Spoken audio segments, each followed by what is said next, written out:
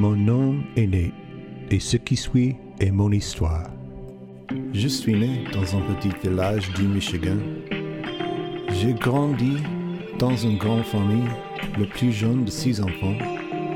À la fin des années 80, j'avais 18 ans et j'ai travaillé beaucoup, mais j'étais très pauvre et vraiment insatisfait. Pour bien gagner ma vie, il me fallait une carrière professionnelle.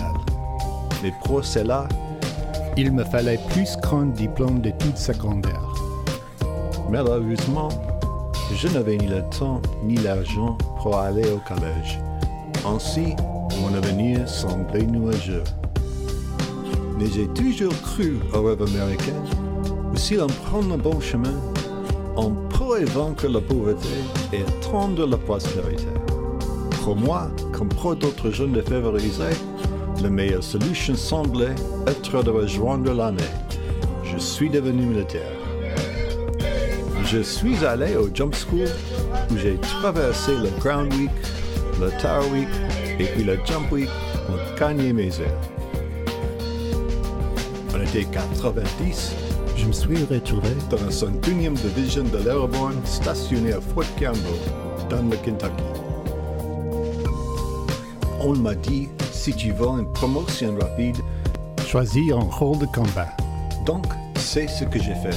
Et puis, In the early morning hours of August 2nd, Iraqi armed forces, without provocation or warning, invaded a peaceful Kuwait. Après avoir pris le contrôle du Koweït, l'armée irakienne s'est dirigée vers la frontière saoudienne. L'armée américaine a commencé à déployer ses troupes en Arabie saoudite pour empêcher l'Irak de prendre le dessus. J'ai poussé Maria, mon amour de lycée, juste avant d'entrer dans l'armée.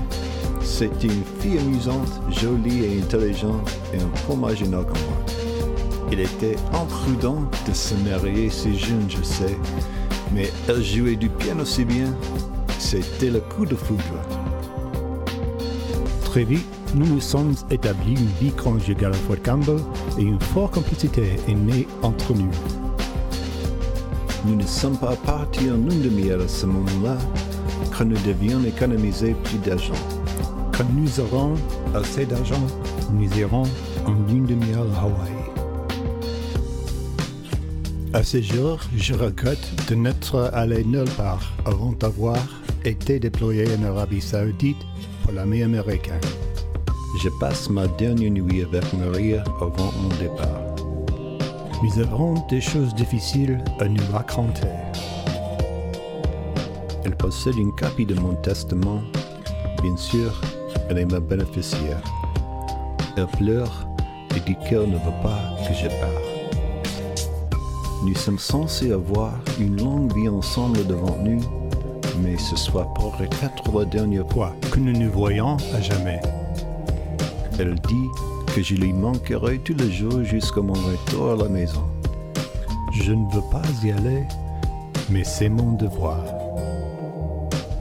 L'armée vous donne de l'argent, vous forme et vous offre une chance d'améliorer votre vie, mais votre destin reste entre les mains de vos dirigeants.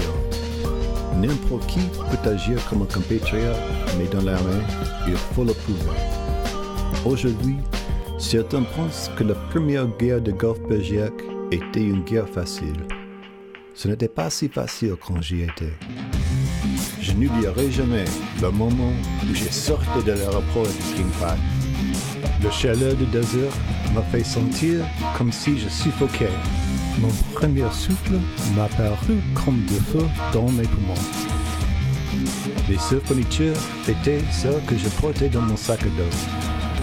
Mes grand-mère et moi sommes montés dans un bus qui nous a conduits à notre base, une ville de temps, au milieu du désert. Elle s'appelait Camp Eagle 2, mais tout le monde l'appelait, en plaisantant, le Saudi Country Club. Bienvenue dans votre nouvelle résidence secondaire. Le monde était si petit, mais soudain, il est devenu trop grand.